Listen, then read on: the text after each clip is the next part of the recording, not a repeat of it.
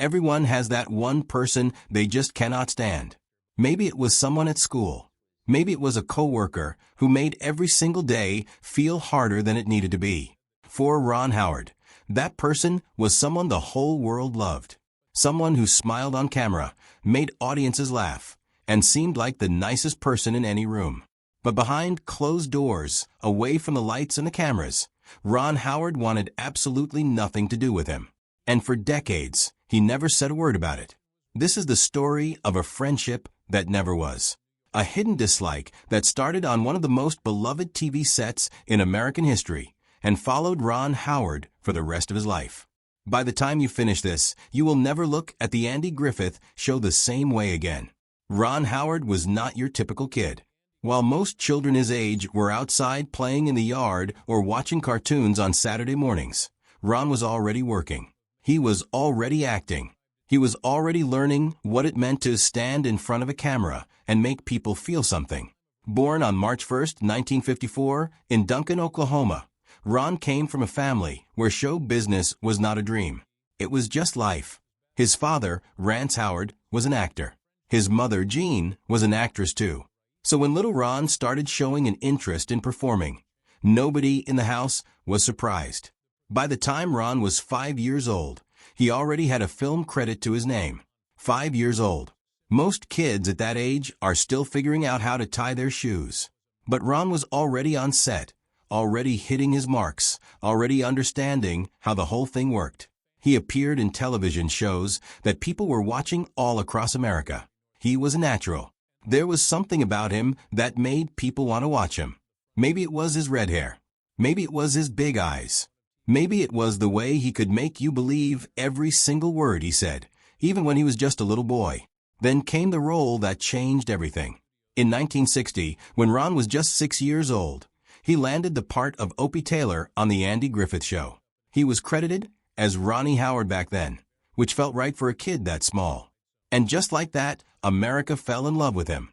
Every week, millions of families sat down in front of their television sets and watched little Opie grow up in the small town of Mayberry, North Carolina. He was sweet. He was funny. He felt real. And the people at home felt like they knew him personally. The Andy Griffith Show was not just popular. It was a phenomenon. It ran from October 1960 all the way to April 1968. That is 8 full seasons, 249 episodes. It never finished lower than 7th in the national ratings. And when the final season aired, the show went out at number 1. Only a handful of shows in television history have ever done that. The Andy Griffith Show was one of them. It was the kind of show that made people feel safe. It made them feel like the world was a decent place, full of decent people just trying to do right by each other. And at the center of it all was Sheriff Andy Taylor, played by Andy Griffith himself. He was calm. He was wise. He never needed to raise his voice to get things done. He was the kind of father figure that people wished they had in real life. Beside him was Barney Fife, played by Don Knotts, who was clumsy and loud and absolutely hilarious in every scene he touched. And then there was Aunt Bee, played by a woman named Frances Bavier, who cooked the meals, kept the house, and seemed like the warmest, most caring woman in all of Mayberry. But here's the thing about television. What you see on the screen is not always what is happening behind it. The characters were warm. The town was peaceful. The stories were gentle and kind. But the people making the show? Some of them were not getting along at all. And the person at the center of that tension was the same person who played the sweetest character on the whole show. Frances Bavier was a serious woman. She had trained as an actress for years before landing the role of Aunt Bee. She had high standards. She expected professionalism at all times. She kept to herself. She did not go out for dinners with the rest of the cast. She did not joke around between takes. She did not make small talk. And when a director tried to adjust her positioning or give her a simple note, she could turn cold in an instant. People on set walked carefully around her. They thought twice before speaking to her. One person who worked on the show, Howard Morris, who played the wild and unpredictable Ernest T. Bass and also directed several episodes, once said that working with Frances Bavier was like walking through a field full of landmines. You never knew when something was going to go off. A simple request, something as small as asking her to take one step to the left for the camera, could set her off completely. She was particular about everything: her space, her positioning, her lines, the way a scene was shot. And if anyone challenged any of that, she made it very clear she was not happy about it. For young Ron Howard, this was a lot to deal with. He was a child. He was just a kid showing up to do his job and have fun doing it. But Bavier never treated him the way Aunt Bee treated Opie on screen. There was no warmth. There was no softness. There was no sense that she was happy to be in a scene with him. While the cameras rolled, she played her part perfectly. The moment they stopped, she went right back to being cold. Ron kept his mouth shut. He was a professional even as a little boy. He showed up, he did the work, and he did not complain. But the feeling stuck with him. There is one episode that fans of the show still talk about to this day. It is called the Pickle episode, and it is one of the most memorable moments in the entire run of the series. In the story, Aunt Bee makes a batch of homemade pickles. The problem is, the pickles are absolutely terrible. Nobody wants to hurt her feelings, so everyone pretends to love them. Andy and Barney and Opie all suffer through jar after jar, making faces when she is not looking and forcing smiles when she turns around. It is a classic piece of television comedy. But here is what the audience never knew. Ron Howard hated pickles. Actually hated them. Not the character. Ron himself. And yet for that episode, he had to eat them over and over again, take after take, jar after jar, until the scene was done exactly right. It was pure misery. And sitting across from him through all of it was Frances Bavier, who never once made the experience feel any easier. No laughs between takes. No sympathy. No warmth. Just the work, done the way she wanted it done. Nothing more and nothing less. Years passed. Ron grew up. The show ended in 1968, and he moved on. He found a second wave of fame in the 1970s, playing Richie Cunningham on Happy Days, a totally different kind of character, but just as lovable. And behind the scenes, he was already thinking about what came next. He was not going to act forever. He had bigger plans. He wanted to tell stories, not just perform in them. He wanted to be the one making the decisions, calling the shots, shaping the whole picture from beginning to end. His first shot at directing came in 1977 with a fast and wild little film called Grand Theft Auto. It was not a masterpiece, but it proved he could do it. It proved he could stand behind the camera and lead a production from start to finish. And once he had that experience, he never stopped. One film led to another. One opportunity led to the next.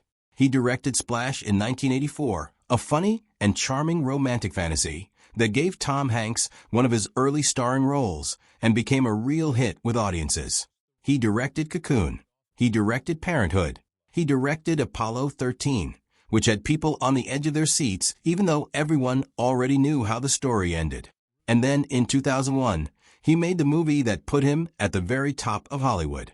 A Beautiful Mind told the real story of John Nash, a brilliant mathematician who spent much of his life fighting a serious mental illness. It was a powerful, emotional, deeply human story, and Ron Howard told it beautifully. The film starred Russell Crowe and Jennifer Connelly, and when award season came around, it swept through everything in its path. Best Picture, Best Director, Best Supporting Actress, Best Adapted Screenplay. Ron Howard, the little red-headed kid from Mayberry, was standing at the top of the film world holding an Oscar in his hands. But not everyone was celebrating. Some people were angry. They pointed out that the film had left out important parts of John Nash's real life. Things that were complicated and messy and not very cinematic. Nash had a child outside of his marriage that he did not support. He had struggled with certain relationships in ways the film did not show. Critics said that Ron Howard had made the story too clean, too easy, too comfortable.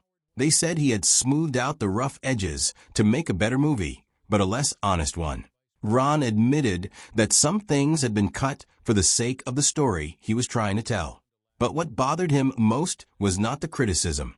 It was the effect the controversy was having on Nash himself. That, he said, crossed a line. Ron Howard has always been one of the calmer voices in Hollywood. He does not lose his temper in public. He does not go on long, angry rants. He picks his moments carefully. But in recent years, something pushed him to speak out in a way that felt different, more personal, more urgent. It started with a film he made called Hillbilly Elegy, based on a best-selling book by a man named J.D. Vance. At the time, Vance was not a politician. He was just a young man who had written honestly about growing up poor in rural America, about the struggles his family faced, and about how he found his way out. Ron saw something real in that story, something worth telling. So he made the film. But then things changed. Vance entered politics. He became a senator. He started talking about the world in ways that had nothing to do with the thoughtful, searching young man who had written that book. His words became sharper, colder, more calculating. And Ron Howard, who had spent real time with that story and believed in what it was trying to say, felt blindsided. He felt like the person he thought he understood had quietly become someone else entirely. He did not make a big scene about it. He did not call Vance out by name in a long dramatic statement. But he spoke. He said enough that people understood exactly how he felt. He urged people to think carefully, to look closely at who they were trusting, and above all, to vote. There's a thread that runs through all of this, from the cold silences of Frances Bavier on the Mayberry set to the political transformation of J.D. Vance decades later. Ron Howard has spent his entire life learning to read people. He learned it young, on a television set where nothing was quite what it appeared to be. He learned that someone can smile for the camera and feel nothing once the red light goes off. He learned that warmth can be performed just as easily as cruelty, and that the person you think you know might be someone else completely when no one is watching. Frances Bavier passed away in 1989. She was 86 years old. She had retired from acting back in 1972 and moved to a small town in North Carolina called Siler City, not far from where Mayberry was supposed to exist on the show. People in town remembered her as private, but not unkind. She had cats. She kept to herself. She found a kind of peace there that she had never seemed to find on set. Before she died, she was battling serious health problems, and somewhere in that final stretch of her life, she did something that surprised the people who knew her story. She picked up the phone and called Andy Griffith. She told him she was sorry. She said that it had been her fault. She admitted she had been difficult, and she thanked him for the show and for everything it had meant. Andy Griffith later said that call meant everything to him. Andy Griffith himself lived to the same age, 86, and passed away quietly at his home in North Carolina in 2012. He was buried there, on the land where he had made his life, away from the noise of Hollywood and the weight of fame. The world grieved him deeply. Ron Howard kept going. He kept making films. He kept telling stories. He kept growing and evolving as a filmmaker and as a person. He built a marriage with his wife Cheryl that lasted more than 50 years, which in Hollywood is practically a miracle. He raised 4 children. He won awards and made mistakes and learned from both. He never forgot where he started. He never forgot that little boy in Mayberry eating pickles he hated, across from a woman who never once smiled at him off camera. That is the thing about Ron Howard. Everything he has lived through has made it into his work, somehow. Every cold shoulder, every moment of disappointment, every person who turned out to be something different than what they seemed. All of it went somewhere. All of it became part of how he sees people, how he reads a room, how he knows when a story is being told honestly, and when someone is just performing. He was 6 years old when he first learned that lesson, and more than 60 years later, he is still carrying it. Because some things you learn early, you never forget. And some people, no matter how much time passes, stay with you forever. Not because you love them, but because of everything they taught you, without ever meaning to.